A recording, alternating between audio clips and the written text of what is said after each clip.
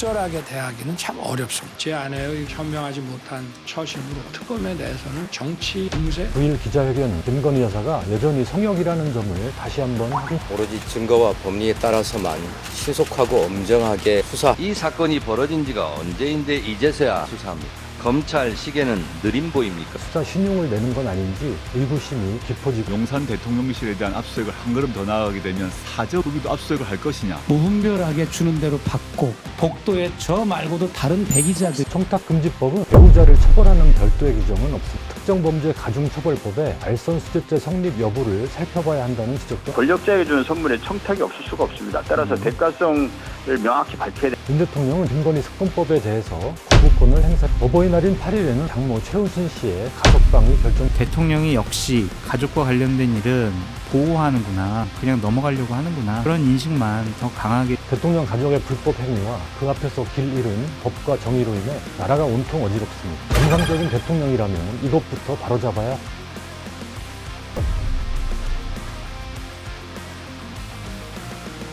안녕하십니까. 논설의 박용현입니다. 이원석 검찰총장이 지난 2일 김건희 여사 관련 청탁금지법 고발 사건에 대해 전담 수사팀을 구성해 신속하고 철저한 수사를 벌이도록 지시했습니다. 이후 검찰의 움직임에 관심이 집중되고 있습니다. 서울중앙지검의 일선 수사팀에서 오로지 증거와 법리에 따라서만 신속하고 엄정하게 수사하고. 검찰은 이 사건을 수사 중인 서울중앙지검 형사 1부에 특별수사부서인 반부패수사부, 범죄수익환수부, 공정거래조사부 등 검사 3명을 파견하는 등 집중 수사를 벌이는 모양새입니다. 그러나 현직 대통령 부인의 명품백 수수가 드러났으면 즉각 조사해 법대로 처분하는 건 너무나 당연한 일입니다. 고발이 이뤄진 지 5달이 지나도록 뭘 하고 있다가 이제야 신속하게 수사하겠다는 것인지 그 자체가 언어 도단입니다. 당연한 검찰 수사가 대단한 일처럼 받아들여지는 지금의 현실이야말로 정상적인 국가, 정상적인 검찰이 아니라는 반증입니다. 검찰총장의 말이 우스운 게 신속하게 엄정하게 수사하라는데 이 사건이 벌어진 지가 언제인데 이제서야 수사합니까? 검찰 시계는 느림 보입니까? 신속 수사를 말하면서 부끄럽지 않습니까? 특검 방탄용 아닙니까?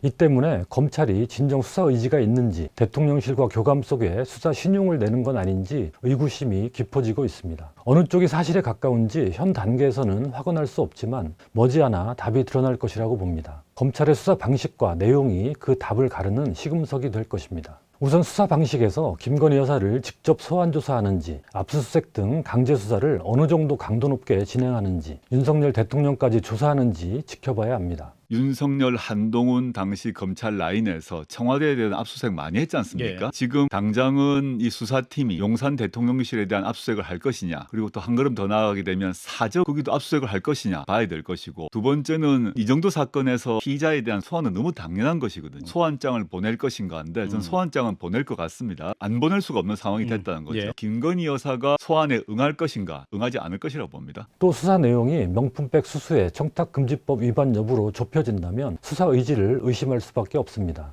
이미 영상 자료를 통해 객관적으로 드러난 명품백 수수만 수사한다면 특별수사 검사들을 추가 투입하는 건 호들갑일 뿐입니다. 최재형 목사가 공개한 영상에는 김 여사 면담을 위해 면세점 가방을 든 채 대기하고 있는 다른 사람들의 모습도 담겨 있습니다. 김 여사의 금품 수수가 최 목사 한 명에 그치지 않는다는 건 기정사실에 가깝습니다. 이 부분도 철저한 수사가 이루어져야 합니다. 주는 대로 다 받는 겁니다. 누가 주든 저뿐이 아닐 겁니다. 문제의 핵심은 최재형 목사님 개인의 문제가 아니라 도대체 누구 거를 얼마나 많이 받았는지 이거를 조사해야 된다. 이거지 않습니까? 한 나라의 지도자가 되려면 또 그 배우자의 위치에 있으면 그런 부분에서는 거의 결벽증에 가까울 정도로 청렴해야 되잖아요. 그런데 경계의 기준이 없어진 거죠. 무분별하게 주는 대로 받고 복도에 저 말고도 다른 대기자들.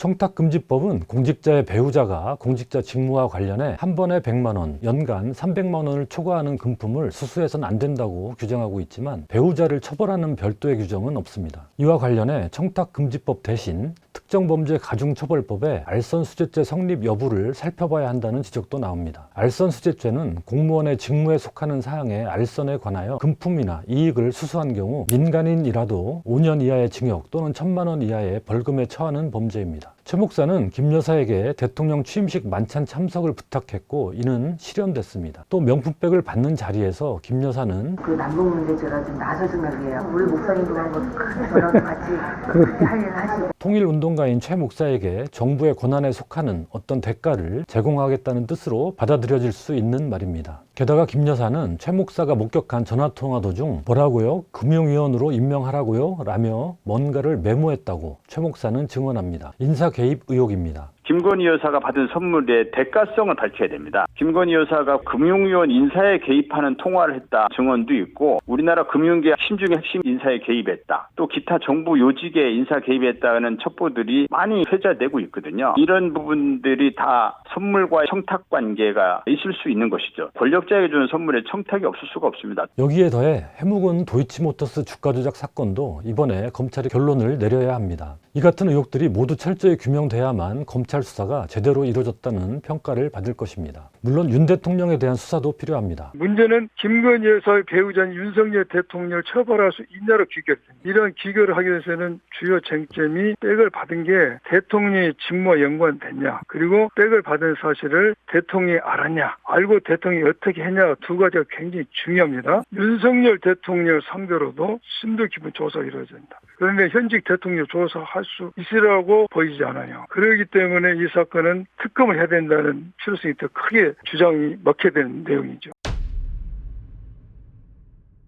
그러나 윤석열 대통령의 9일 기자회견은 김건희 여사가 여전히 성역이라는 점을 다시 한번 확인시켰습니다. 윤 대통령은 김 여사의 명품백 수수에 대해 제 아내의 그 현명하지 못한 처신으로 국민들께 걱정 끼쳐드린 부분에 대해서 사과를 드리고 있습니다. 김 여사 관련 특검에 대해서는 반대 입장을 다시 밝혔습니다. 지난 2월 KBS 대담에서 명품백 수수에 대해 어느 누구한테도 이렇게 박절하게 대하기는 참 어렵습니다. 그나마 나아졌다고 해야 할까요? 하지만 대통령 부인이 명품 가방을 선물이랍시고 받은 행위를 현명하지 못한 정도로 무마하고 넘어가려는 태도가 놀랍습니다. 진행 중인 수사에 협조하겠다는 판에 박힌 말조차 없었습니다. 김 여사의 도이치모터스 주가 조작 연루 의혹에 대해선 지난 정부 한 2년 반 정도 사실상은 저를 타겟으로 해서 검찰에서 특수부까지 동원해서 치열하게 수사를 했습니다.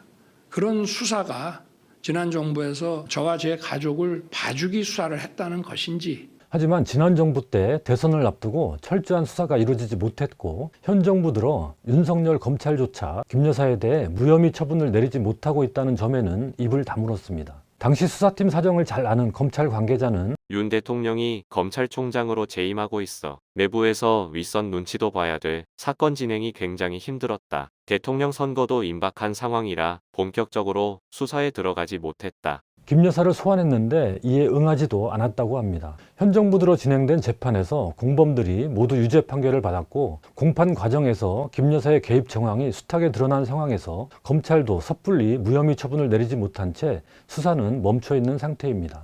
윤 대통령의 말은 이런 사실을 오도하고 있습니다. 윤 대통령은 지난 1월 국회를 통과한 김건희 특검법에 대해서 거부권을 행사했습니다. 대통령의 권한을 가족을 지키는 데 남용했다는 비판을 받았습니다. 그런데도 여전히 특검은 정치 공세라고 주장했습니다. 국민들이 좀 생각을 하고 기대했던 답변과는 상당히 좀 괴리가 있어 보인다라는 생각이 들어요. 국민적인 의구심과 오해가 풀리지는 않고 대통령이 역시 가족과 관련된 일은 보호하는구나, 문제 안 삼으려고 하는구나, 그냥 넘어가려고 하는구나, 그런 인식만 더 강하게 주게 된 계기가 될 것 같다라는 생각이 듭니다. 이런 와중에 윤석열 대통령은 민정수석을 부활시켰습니다. 과거 청와대 민정수석이 사정기관을 장악해 권력을 남용했다며 폐지를 공약했었는데 이제 와서 민심 청취 기능이 취약하다는 이유로 다시 도입한 것입니다. 민심 청취라는 게 핑계에 불과하다는 건 어렵지 않게 짐작할 수 있습니다. 더구나 민정수석에 임명된 김주현 전 법무부 차관은 박근혜 정권 때 세월호 참사 수사팀에 외압을 행사한 의혹을 받았던 인물입니다. 검찰에 대한 장악력을 높이려는 의도라는 의심을 피하기 힘듭니다. 민심 청취를 하려면 민정수석실을 부활할 게 아니라 야당 대표들을 자주 만나면 될 일인데, 그리고 감언이설이 아닌 쓴소리를 하는 사람들을 곁에 두면 될 일인데, 민정수석실을 복원을 한 것은 결국은 민심 청취가 아니라 검심을 청취하려고 무리하게 만든 것이라고 저는 생각합니다. 어버이날인 8일에는 윤 대통령 장모 최은순 씨의 가석방이 결정됐습니다. 은행 잔고증명서 위조 혐의로 징역 1년을 확정받아 복역 중인 최 씨는 형기를 2달가량 남겨두고 있습니다. 최 씨는 앞서 2차례 가석방 심사 대상에 올랐지만 부적격 판단을 받았는데, 이번엔 법무부 가석방 심사위원회가 만장일치로 최종 명단에 포함시켰다고 합니다. 옛말에 배나무 아래에선 갓근도 고쳐매지 않는다고 했습니다. 황정화 더불어민주당 대변인은 서면 브리핑에서 법무부가 정상적이라면 대통령 가족에게 더욱 엄정한 처우를 통해 법 앞에 어떤 특권도 있을 수 없음을 보였어야 했다. 가뜩이나 대통령 부인에 대한 검찰 수사와 특검 도입이 논란거리가 되고 있는 가운데 대통령 장모가 가석방 혜택을 입은 것을 두고 공정한 법치가 이루어지고 있다고 여길 국민은 많지 않을 것입니다. 법 앞의 평등은 민주, 법치국가의 대원칙입니다.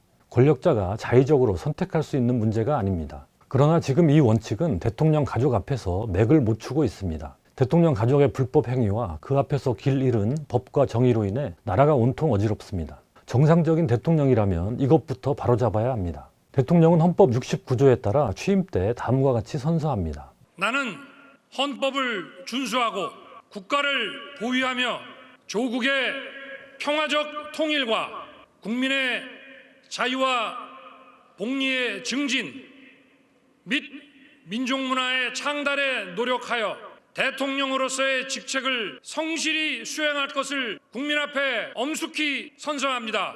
대통령은 이렇게 임기 동안 모든 삶을 공공에 바쳐야 하는 자리입니다. 대통령이 국가 공동체의 이익보다 가족의 이익을 우선한다면 대통령직에 대한 모독이고 국민에 대한 배신입니다. 국민들은 대통령의 자격을 묻게 될 것입니다.